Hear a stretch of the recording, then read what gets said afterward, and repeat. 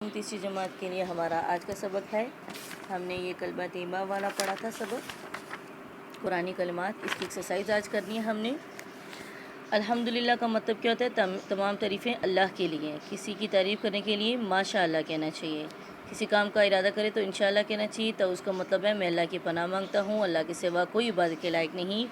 اعوذ باللہ من الشیطان الرجیم، بسم اللہ الرحمن الرحیم، لا الہ الا اللہ محمد رسول اللہ، انشاء اللہ صلی اللہ علیہ وآلہ وسلم. کالم آپ نے ایسے ملانا ہے. درست جواب پر گھٹ کا نشان لگانا ہے. سبحان اللہ کا مطلب ہوتا ہے اللہ پاک ہے. ماشاء اللہ کا مطلب ہوتا ہے اللہ نے جو چاہا. تعوذ کا مطلب ہوتا ہے پناہ مانگنا.